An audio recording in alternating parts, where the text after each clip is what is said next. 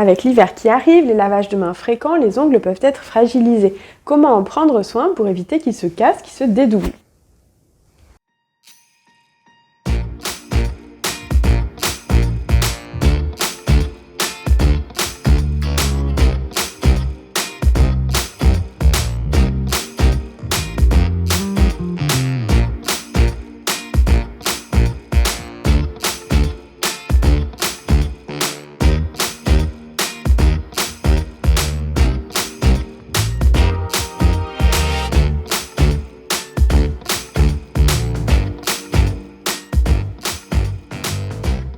Coucou, c'est Dermatodré, je suis médecin dermatologue et vous savez que je réalise des vidéos d'information médicale sur les réseaux sociaux pour vous expliquer comment la peau fonctionne et comment en prendre soin. Aujourd'hui, on va parler des ongles. Il y a plein de choses à dire parce que c'est un sujet qui rassemble beaucoup de légendes urbaines qu'on peut trouver sur internet.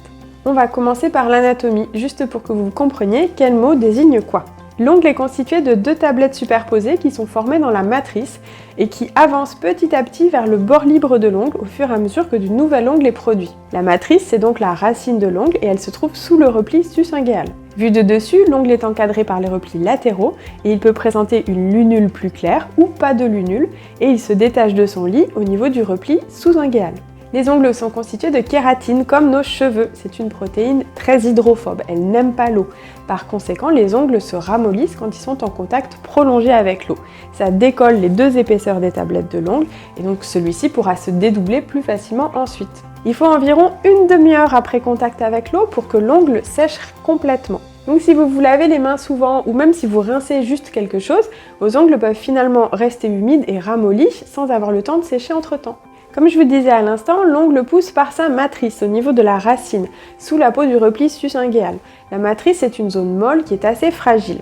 Elle n'aime pas subir des pressions répétées, que ce soit quand on se ronge les ongles, quand on les manipule avec les autres doigts ou quand on procède à une manucure appuyée en repoussant les cuticules avec un bâtonnet jusqu'au repli sus-inguéal. Ces pratiques peuvent entraîner une déformation de l'ongle, temporaire ou définitive. Il y a une situation très typique qui s'appelle la dystrophie canaliforme de Heller au niveau du pouce et qui est liée à des pressions répétées, souvent de l'index, sur l'ongle du pouce comme ça. Je vous invite à regarder des photos d'exemples sur Google si vous pensez souffrir de ce problème et surtout arrêtez de trafiquer vos ongles pour espérer que ça s'améliore.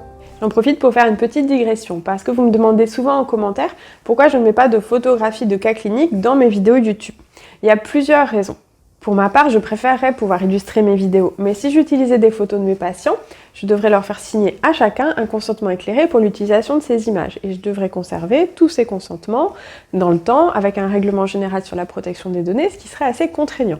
Si je prends des photos sur internet, celles-ci ne sont pas libres de droit et on ne peut pas voler le travail des gens comme ça, c'est du plagiat et ça c'est illégal. Et enfin, la présence de photos cliniques en elle-même peut être gênante dans les vidéos pour deux raisons. D'abord parce qu'il y a des personnes sensibles, en particulier des enfants, qui pourraient être choqués par des photos de pathologie cutanée. C'est donc un choix global de rendre cette chaîne YouTube safe, et je sais que toutes les vidéos peuvent être consultées par les patients et par leur famille. J'ai pas besoin de prévenir que telle ou telle vidéo contiendrait des images pouvant heurter la sensibilité des plus jeunes. Enfin, le dernier point, c'est que l'intelligence artificielle propre à chaque plateforme de réseau social, qui visionne tous les contenus mis en ligne, interprète souvent les images de pathologie cutanée comme des images à caractère pornographique. Ça modifie le référencement de la vidéo en fonction, voire ça la restreint ou ça la supprime, ce qui est assez ennuyeux et ça m'est déjà arrivé plusieurs fois sur TikTok par exemple, donc voilà pourquoi. Désolée pour ce petit aparté, je ne sais pas si les coulisses de la gestion d'une chaîne YouTube sont des choses qui vous intéressent aussi, vous pouvez me dire en commentaire, on pourrait en parler dans un live peut-être si vous voulez. Mais revenons-en aux ongles. Les ongles ont besoin d'acides aminés soufrés, de vitamine B et de minéraux comme du fer, du zinc, du sélénium pour fabriquer de la kératine solide. Tous ces éléments sont apportés par notre alimentation. Cependant, si vous avez été affaibli dans les mois précédents, maladie, chirurgie, stress important, une cure de compléments alimentaires pourra vous aider à reconstituer vos réserves. Le tabac est également un facteur fragilisant des ongles en plus de les faire jaunir. Vous pouvez profiter du mois sans tabac en novembre pour prendre contact avec un tabacologue et arrêter de fumer. Les ongles striés ne sont pas un signe de mauvaise santé des ongles, mais juste un signe de vieillissement, comme les rides sur la peau. Donc leur polissage ne présente qu'un éventuel intérêt esthétique. Les petites taches blanches qui peuvent apparaître sur les ongles ne sont pas un signe de carence en calcium, contrairement à ce que dit la légende urbaine. Elles sont dues à des microtraumatismes, c'est un tout petit choc sur l'ongle qui rend la tablette inguéale opaque au lieu qu'elle soit transparente et qu'elle laisse voir le lit de l'ongle à travers. La lunule est la partie rose clair, plus ou moins visible au niveau de la racine de l'ongle.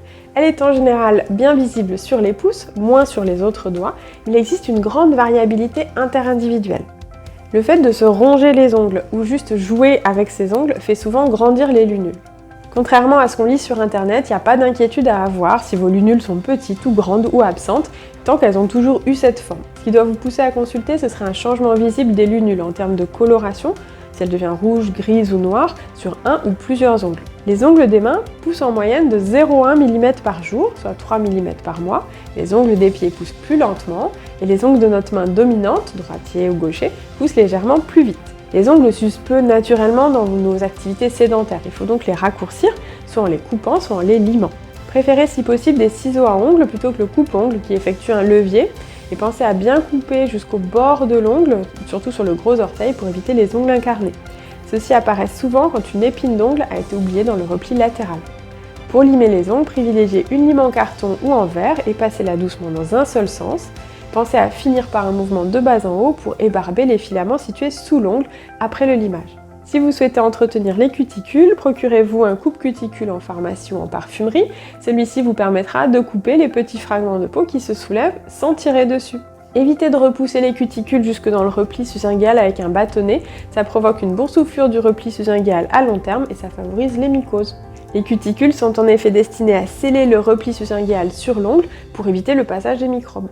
On peut couper les fragments en excès, mais il ne faut pas être perfectionniste. Vous pouvez ensuite laisser vos ongles au naturel ou les masser avec une huile hydratante pour les cuticules si vous voulez.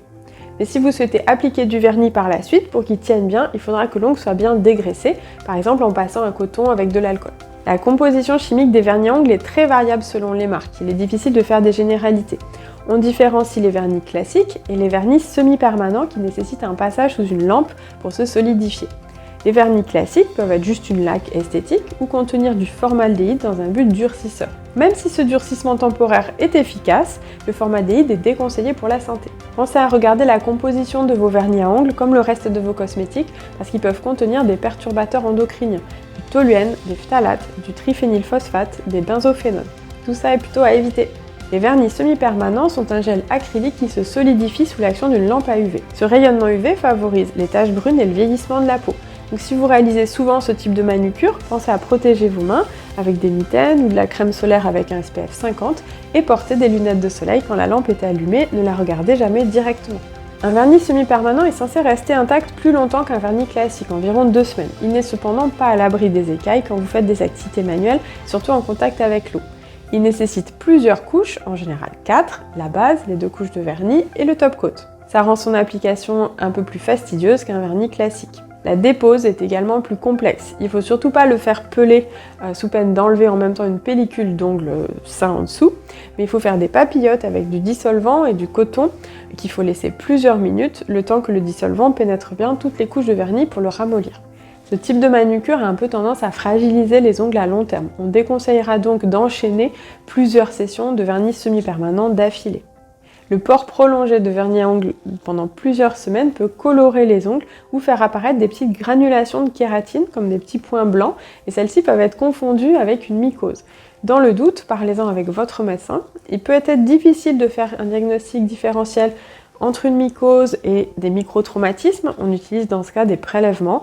J'en avais parlé dans cette vidéo sur les onychomycoses. Voilà, j'espère que ces quelques conseils vous aideront pour prendre soin de vos ongles. Dites-moi en commentaire s'il y a d'autres sujets spécifiques sur les ongles ou autre chose que vous aimeriez voir en vidéo. N'hésitez pas à me rejoindre sur Instagram Dermatodré pour d'autres infos en attendant de vous retrouver dimanche prochain 19h sur YouTube. À très bientôt!